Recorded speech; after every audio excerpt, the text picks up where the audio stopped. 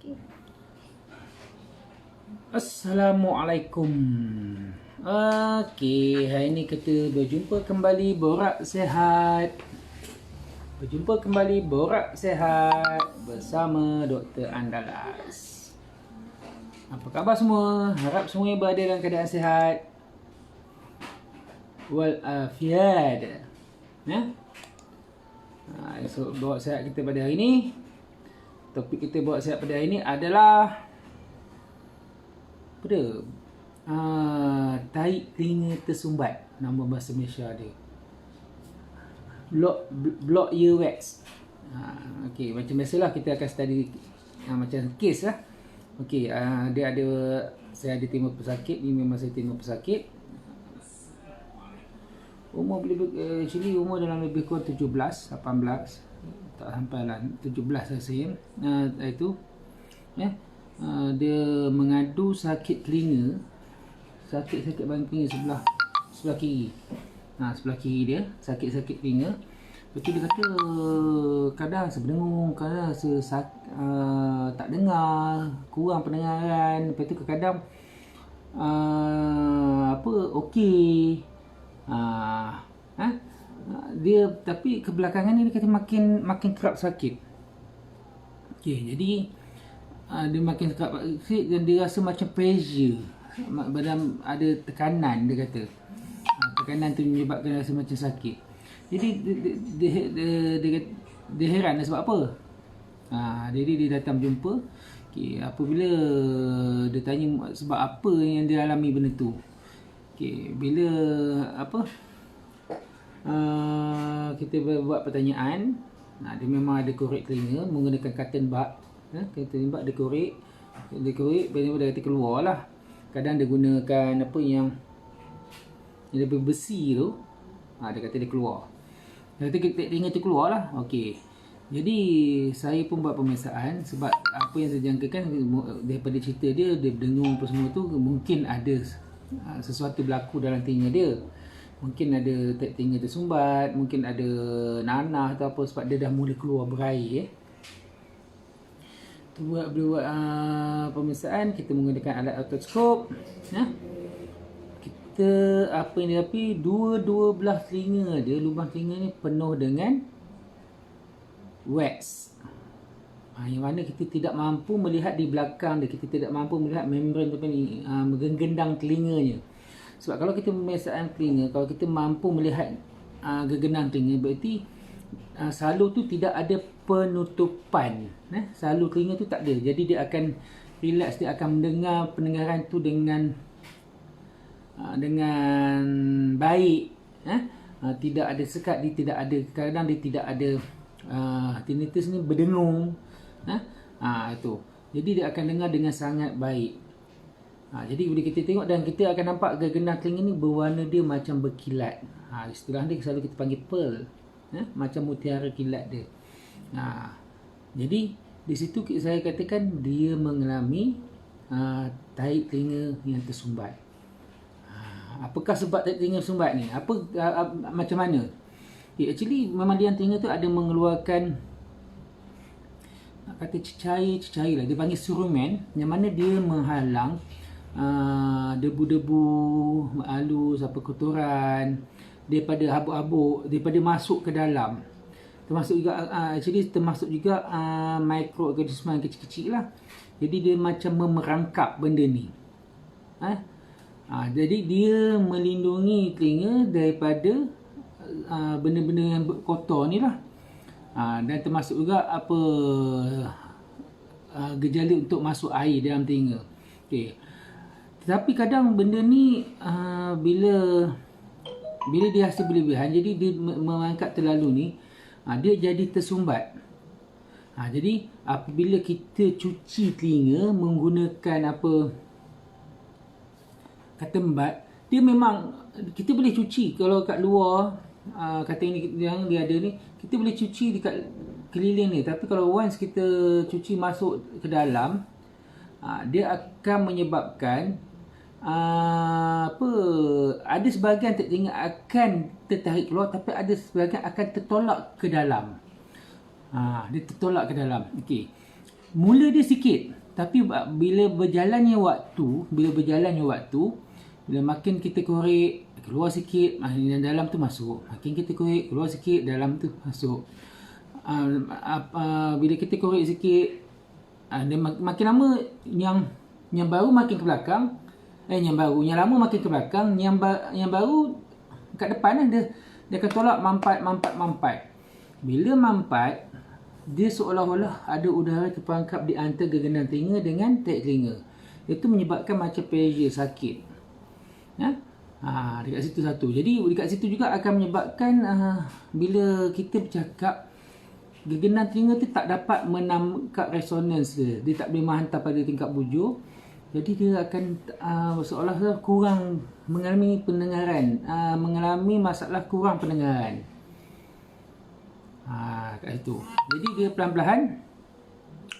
Dan arti kata lain, apabila kita korek telinga, dua kemungkinan yang boleh berlaku. Satu, memang tahi telinga keluar, ataupun dia akan menyebabkan tahi telinga makin berkumpul dan makin masuk ke dalam. Dan rawatan untuk ni actually mudah je. Jadi jadi selalunya kebanyakan pesakit yang datang berjumpa doktor kalau private klinik, dia adalah kebanyakan adalah lebih kepada tahi telinga tersumbat. Dan penyebabnya utama dia adalah bila kita menggunakan cotton bud, kita menggunakan cangkuk tu memang tak tahu betul. Kadang-kadang kita menggunakan earphone, dia menolak itu penyebab. Jadi gejala macam mana kita tahu gejala tahi telinga tu memang tersumbat?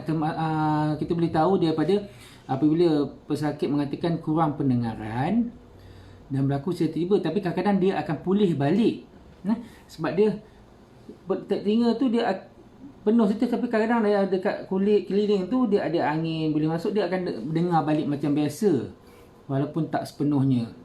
Tapi bila dia tertutup, dia akan kurang pendengaran balik. Dan benda tu kadang-kadang sifat dia memang sementara lah, hilang timbul. Jadi selagi tak ada masalah pendengaran, kadang-kadang pesakit tak datang pun. Itu satu. Kedua, bila pesakit mula mendengar berdengung, kadang-kadang dia rasa berdengung tu kat telinga. Lepas tu dia rasa macam mampat sangat dalam telinga tu, macam ada pressure. Lepas tu yang terakhir selalu sakit telinga. Sebab kadang-kadang bila tarik telinga lama, dia akan menyebabkan jangkitan dekat dalam salu telinga tu sendiri.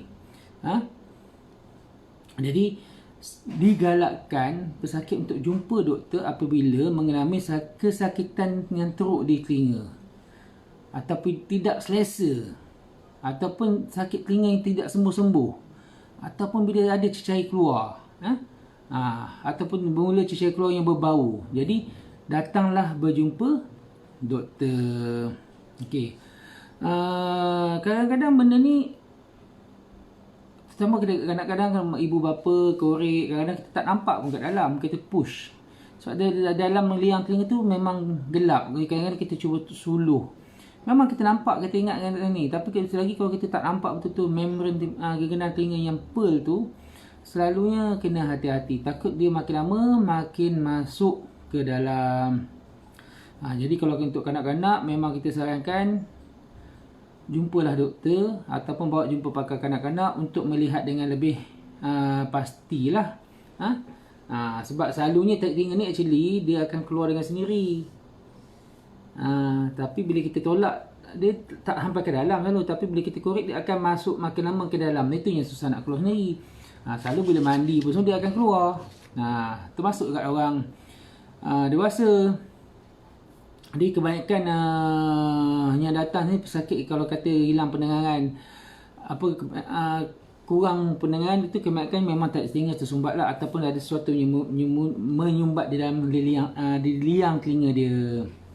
Okay, actually rawatan tahi telinga ni selalu kita macam saya selalu kita akan bagi dua pilihan untuk rawatan. Ada setengah nak cepat, ada setengah nak lambat. Pertama, kita akan cuba melembutkan tahi telinga tu. Kita akan bagi ubat untuk dititiskan. Titis dia belah. titik sebelah sini, dia biar lebih kurang 5 minit. Betul kita kali ni, betul kita titik untuk lembutkan. Kadang-kadang bila lembut waktu kita mandi, bila air masuk dia akan tarik keluar. Dia akan tarik keluar, jadi tarik telinga tu akan bersih. Telinga kita akan bersih. Dia akan keluar sendiri. Ataupun caranya kita akan buat ear irrigation, pengairan telinga lah. Kita akan menggunakan selalunya nombor selain kita akan ambil suntikan tu, dia shrink tu dengan dia punya ada jarum dia. Kita akan flush untuk keluarkan tarik telinga tu. Prosedur tu memang simple. Memang simple, tetapi kadang-kadang akan menyebabkan pesakit merasakan pening kepala. Satu mungkin sebab kita bila kita tembak dalam tu air tu, kadang dia kena telinga okey, tapi bila dia dah keluar, dia bila kita tembak kena ke gendang, dia akan dia ketuk. Dia akan rasa mulai merasa pening. Termasuk juga kalau terlalu banyak lah pressure, release pressure. Tapi kebanyakan yang dewasa yang datang memang kalau dikatakan kurang pendengaran, kemungkinan besar memang telinga tersumbat lah. Jadi rawatan dia yang kita lakukan selalunya, kalau saya melihat telinga tu terlalu banyak, terlalu tebal sampai keluar, selalu kita akan bagi dulu ubat untuk cairkan telinga atau lembutkan telinga. Lepas tu kita akan minta datang 5 hingga 7 hari, kita akan periksa ulang supaya kalau tak keluar, kita akan buat pengairan telinga. Itulah adalah tentang tarik telinga tersumbat. Kalau ada pertanyaan atau soalan, boleh bertanya, boleh di bahagian komen lah. Saya rasa sebab tajuknya memang simple.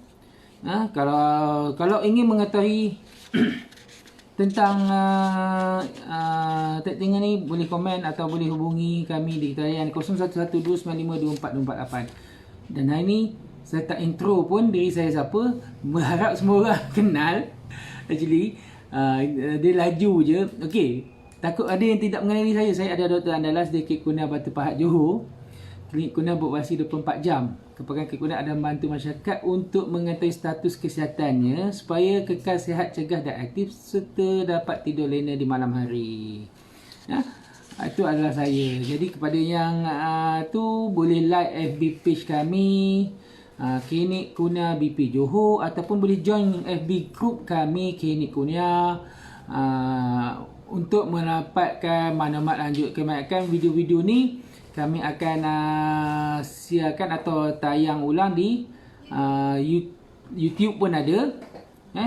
Channel Klinik Kurnia, YouTube channel Klinik Kurnia. Kita ada group pun ada. Klinik Kurnia FB, FB group Klinik Kurnia. Kita ada page Klinik Kurnia BP Johor. Kebanyakannya kita selalu masukkan ke group dengan YouTube. Okey, saya kata itu je untuk kali ni. Saya rasa kalau tidak ada sebarang pertanyaan, semoga semua berada dalam keadaan sihat. Jadi jika ada apa-apa masalah berkaitan dengan penyakit anda atau ingin mengetahui info lebih lanjut, boleh hubungi Klinik Kurnia di talian 0112952448. Okey, sekian, terima kasih. Assalamualaikum.